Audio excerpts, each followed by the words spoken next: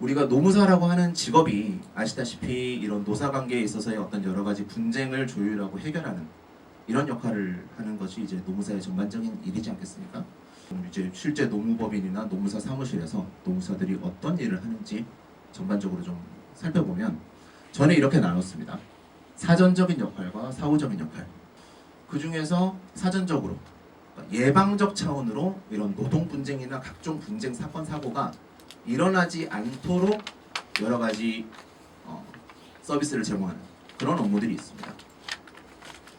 대표적으로 기업체의 규정 정비, 뭐 근로계약서의 작성이라든지 임금 테이블의 작성, 한 번쯤은 들어보신 적이 있을 거예요. 취업 규칙의 작성, 각종 인사 관련된 어떤 그런 폼들 작성해서 이렇게 제공하는 가장 기본적인 규정 정비 이런 것들이 있을 수 있고요.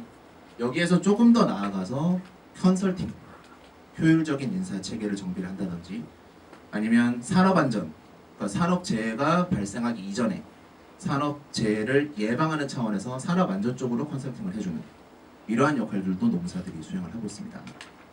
여기에서 조금 더 이제 깊이 들어가면 기업 자문, 그러니까 앞선 내용들은 좀 단발적인 내용들이거든요.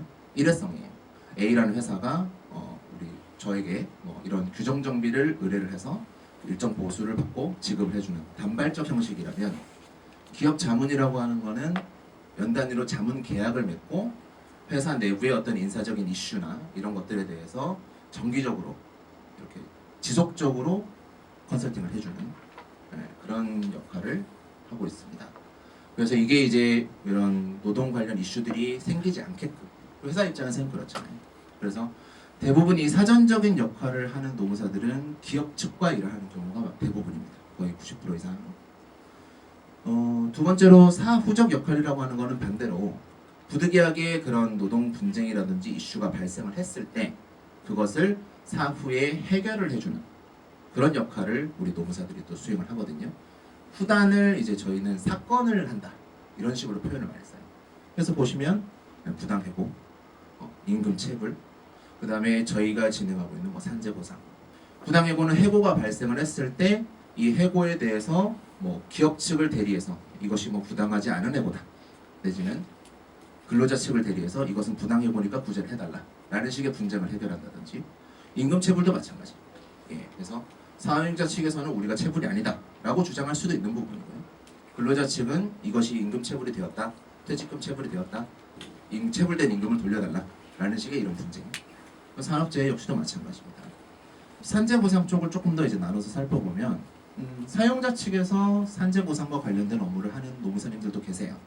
그러니까 자문을 하고 있거나 컨설팅을 하고 있는 이 기업이 부득이 산재사고가 발생을 했을 때 근로자들에 대해서 어떠한 대응을 해야 되고, 근로복지공단 측에서 어떤 이제 조사라든지 이런 것들이 나왔을 때 어떻게 응대를 해야 되는지 이런 부분들을 컨설팅하기도 하고요. 근로자 측에서는 그 재해자라는 표현을 씁니다. 저희는 이 다치신 분들이나 병이 나신 분들을 직접적으로 대리해서 산재 보상을 대리해서 청구하고 보상을 이끌어내는 이런 업무를 하고 있고, 물론 이제 이런 앞단의 모든 업무들을 이제 동시에 다 하고 있는 회사들도 많습니다.